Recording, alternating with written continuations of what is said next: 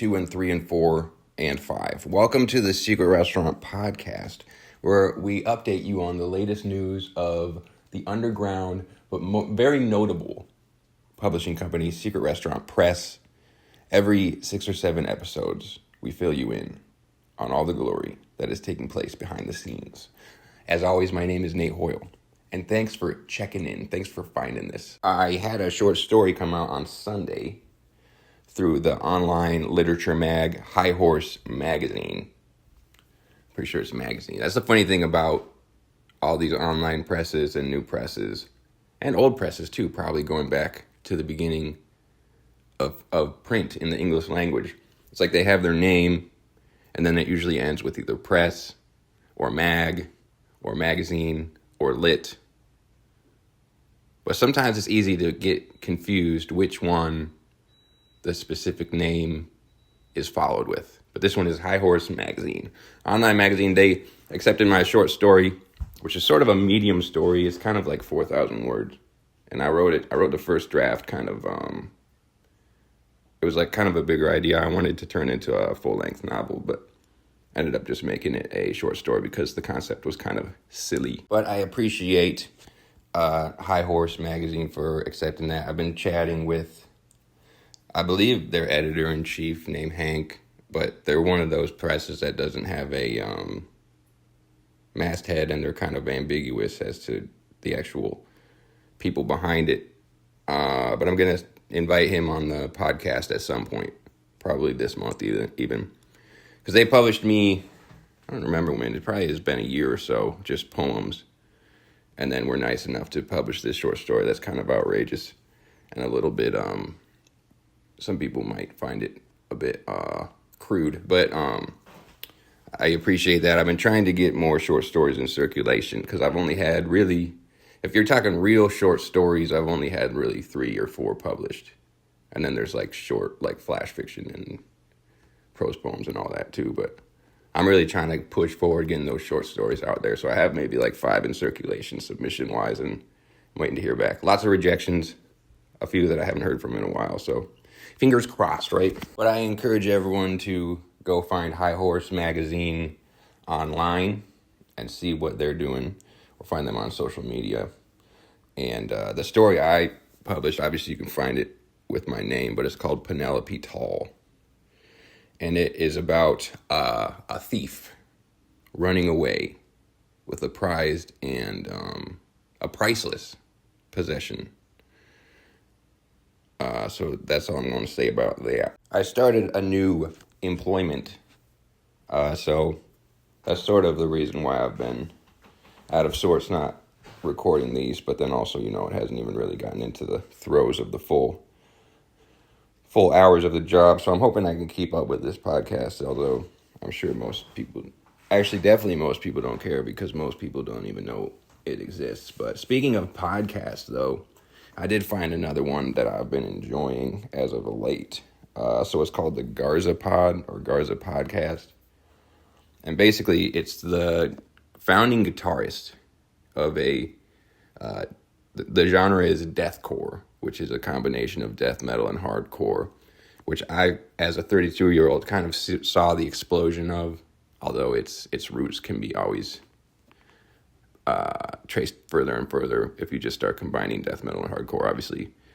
But it was kind of like the early to mid 2000s, this genre of deathcore, which was basically just very down-tuned and maybe more simple than classic death metal, but very down-tuned death metal with hardcore elements combined. And it basically was probably the most cult explosion and most rise to popularity form of metal of my teens, for sure. But yeah, I think his name is Chris Garza. He has his Garza podcast.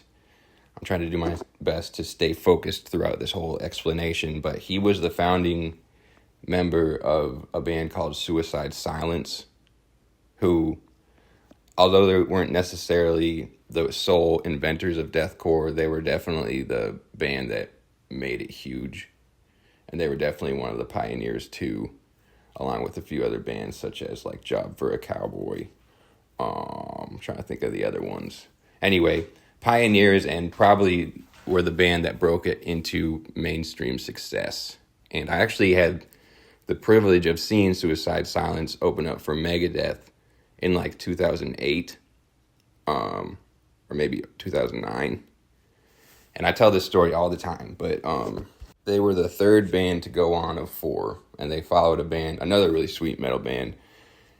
Similarly, in the 2000s, there was a thrash metal revival of bands that were recreating 80s thrash metal, and one of those greatest bands of that genre is one called Warbringer.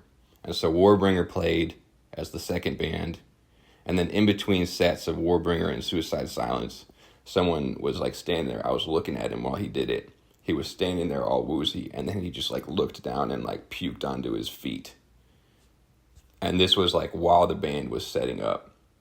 And so there was like, I didn't say anything. Obviously, I didn't know what to do. I was probably like 16. I could drive, so I was probably like 16. And then, of course, the band starts. And not even exaggerating, the Suicide Silence band was the highest energy, craziest live show I think I've ever seen in my life. And that would have been true even if there wasn't puke on the middle of the circle pit. But immediately, they play the first notes. And then like immediately the mosh pit explodes, circle pit starts happening, and people were like sliding on the puke and not caring. There was this one dude that was like covered in puke and still like singing every single word along with the band. It was insane. And I was like a high school student who had really not gone to too many heavy metal shows, and definitely not heavy metal shows with like such intense circle pit craziness. And I will never forget that. It was also special because, well, tragically, their singer in their first three albums, he passed away kind of unexpectedly. And they're still a band now they replaced him and kept that same singer since then. But I remember even since then being in lines waiting to be led into metal shows and like talking with strangers about seeing him live, because he really was like an icon. His name's Mitch Lucker. But he really was kind of like the face of heavy metal in that moment, where he kind of took his band to a huge place that a lot of people who were playing similar music never expected. And I have like magazines with him on the cover and stuff. So it was special to be able to see him perform for sure. Anyway, the Garza Pod. So it is interviews of kind of respective musicians in that scene. I imagine a lot of there's been like 200 episodes, and I imagine a lot of them are interviews with people that he's known throughout touring or throughout playing music and stuff. But I'll tell you why it's a standout podcast, and I think it's really cool, is that not all the time, but a lot of times if he's interviewing like other guitarists, they'll like bring their guitars to the interview, and then they'll be like plugged in to amps and pedals and stuff, and they'll be able to like show examples of them playing, or sometimes they'll just like jam stuff out. I've only seen one episode where he also had a drummer, but hopefully he does more of that, because that would be pretty cool just to have like him and a drummer on an interview, and then they could actually piece together drums and guitar. I like his interview style too. It's kind of laid back. He doesn't really try to push too much in the interview. It kind of just flows. And a lot of times he is interviewing people who are like musicians with pretty big egos or a lot to say or whatever. So I've been enjoying it. And it's gotten me listening to Suicide Silence again, like a lot, actually. The last couple of weeks I've been listening to their whole discography. Back when they were coming out, I listened to a lot of heavy stuff. I listened to a lot of metal. But for some reason, I think there was sort of a stigma with deathcore, where like hardcore death metal fans were like kind of having a purist attitude, where deathcore was kind of less than the more technical bands. And I did listen to it, because even listening to it now, I remember a lot of the songs. But I do think I was kind of persuaded by people who were more pushy about what's true death metal and what isn't. When now, like listening to Suicide Silence, like they are in a pretty similar vein to other death metal bands, old school ones. Like it almost carries on the tradition of a band called Obituary, where their riffs weren't overly noodling or overly technical. they were basically down-tuned and like super heavy throughout the riffs and stuff. And I don't think Suicide Silence is too far from that. And so I think a lot of all that purist heavy metal shit is like, a lot of times it's just people who don't play it, or it's people who, for some reason, don't have anything else to talk about. And Hot Topic was huge.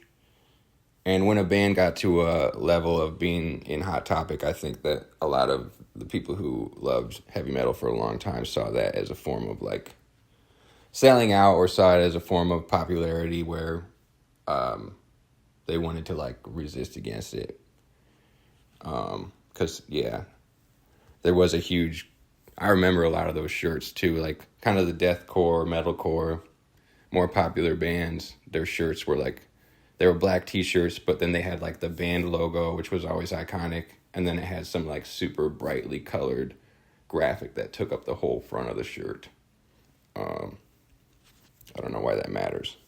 And I remember people praising bands like Job for a Cowboy because they started out as deathcore and then moved towards traditional death metal, and then they started getting critically received for stepping away from deathcore and things like that, even though that was kind of where their roots were, and they pioneered something that is actually kind of cooler to pioneer something than it is to just like following the footsteps of bands that have already been doing shit. Anyway, go check out Garza Podcast for sure, and there's videos of it. So I usually am actually looking for ones where you can see that the guests are holding their guitars.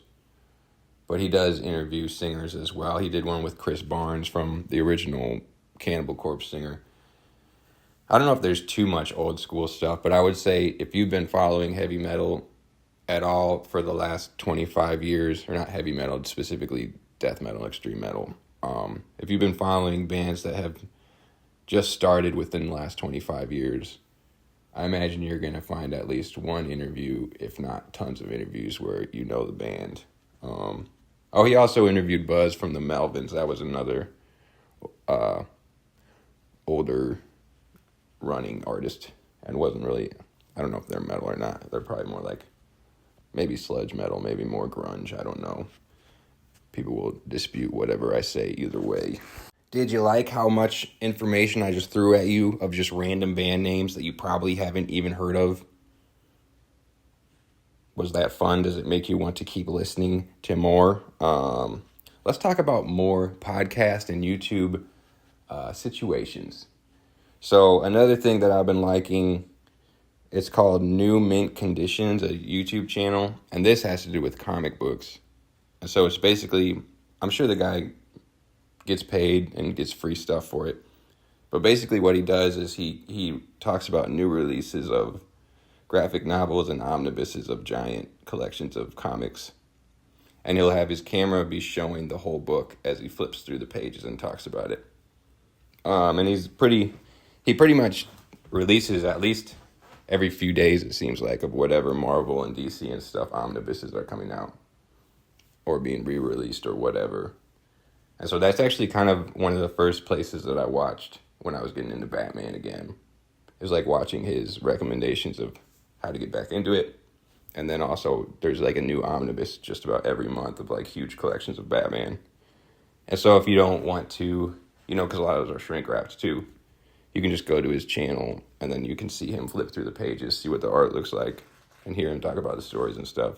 The only downside is that then you want to buy a whole bunch of comic books that are way out of your price range. And there's a new one every week that you want to go buy, but can't. I did start reading Spider-Man a little bit more, though. I used to read Spider-Man just as much as Batman back in the day, but I got a new one. It's like an old story, but it's the birth of Venom, and I read through that one. It's kind of funny. One of the things that stood out to me is that a lot of the story gets told through like thought bubbles. Not in all of them. Once you get to like the 90s issues, it's like more just like storytelling in the little boxes. But in the earlier 80s ones and stuff, a lot of the story gets told through thought bubbles, and not just thought bubbles of Peter Parker and Spider-Man. There's like thought bubbles of the villain. There's like thought bubbles of like random characters that you don't see that much, which I thought was an interesting tactic. I kind of liked it. I mean, the little clouds that are thought bubbles aren't really as visually appealing as the boxes, I would say. And I'll have to look at some of his later issues that came out in the 90s and 2000s to see if that's still a trend or if it was more like the 80s. But it was almost like sometimes it felt like you go pages without seeing anything except thought bubbles and speech bubbles. Oh, and then the other interesting thing is they were like religious about saying what back issues certain parts of the story could be found in. Like anytime anything happened, they would say like, you can check out issue this number, it was probably like marketing. They want people to go look for other issues or whatever. I kind of found that not as cool. But of course, back then you couldn't really Google things. It seemed like anytime anything happened, it'd be like, oh, go check out issue 225 to see what he's talking about. I'm not going to. No way. Man, 2 weeks off, I did not have enough to talk about still. All right, I'm going to leave you with that. And if you don't like it, then that's too fucking bad. I'll see you guys soon.